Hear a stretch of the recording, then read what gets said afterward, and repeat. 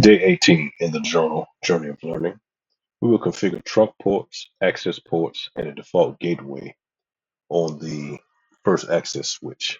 As always, we script our configuration prior to proceeding, which allows us to move forward a little more efficiently with the configuration of the network.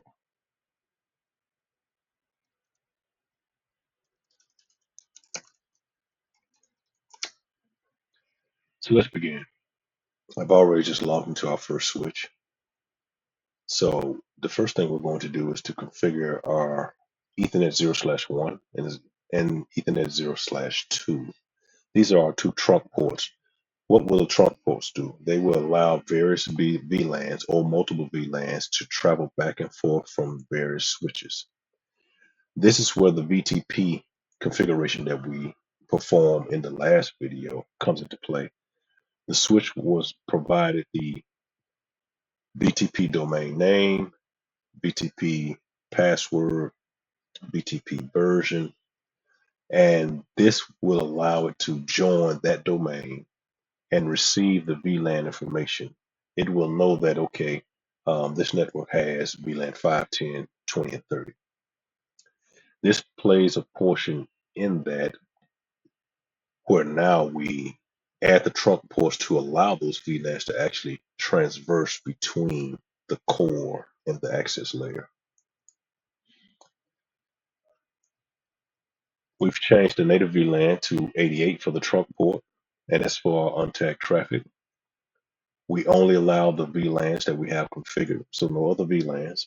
Otherwise, if you do not specify this, any and all VLANs can transverse your trunk ports.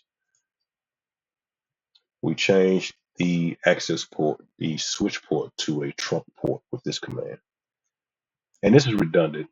I'm doing speed and duplex again, even though it's already preset because we did that earlier. And I'm protecting the port with loop guard, and I'm issuing the no shutdown command. I've repeated the same thing for the 02.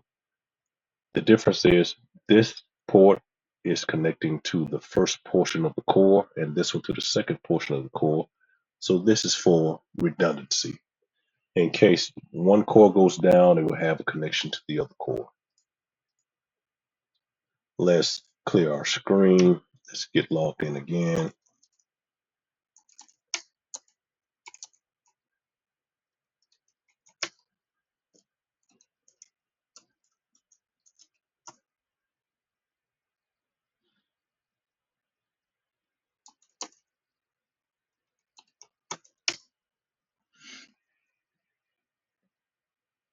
Let's go into configuration mode. And I'm going to copy and paste. Exit a few lines. Let's clear the screen to make it more readable. Now, this particular interface I actually added when I was experimenting. And so I connected the wireless access point to this particular uh, port, and that's interface 0/7. And I placed it in VLAN 5 so that I can manage that access switch, or wireless access point. I'm sorry. So in doing so, we want that switch port to be on VLAN 5, make it an access port, non-negotiate. We know what speed and duplex is. Spanning tree port fast. Bring that port up fast. Don't go through the things that you normally go through to think about blocking it. Go ahead and bring it up. But in case someone does connect a switch to that port, we turned on BPDU guard to guard against that. And so I added a no shutdown to enable the port.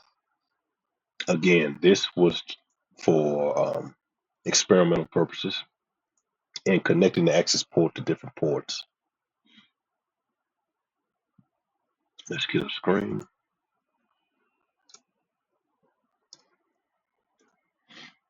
All right.